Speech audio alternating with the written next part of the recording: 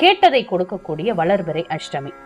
வளர்பிறை அஷ்டமி நாள்ல கால பைரவரையோ அல்லது சொர்ண ஆகர்ஷண பைரவரையோ வழிபடுவது சிறப்பு.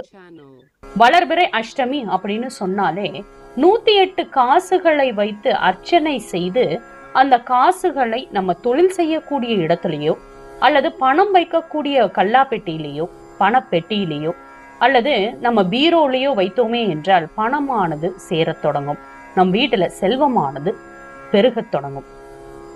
தொடர்ந்து 6 வாரங்கள், அதாவது 48 நாட்கள் விரதம் இருந்து தினமும் 108 முறை ஸ்ரீ சொர்ண ஆகர்ஷண பைரவாய நமக என்ற மந்திரத்தை மனதில் ஜெபிக்க வேண்டும்.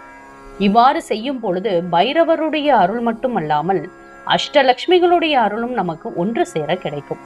6 வளர்பிறை அஷ்டமி நாள்ல தொடர்ச்சியாக நம்ம வழிபாடு செய்யும் பொழுது நம்ம கேட்டது அனைத்துமே கிடைக்கும். மனதுல இருக்கக்கூடிய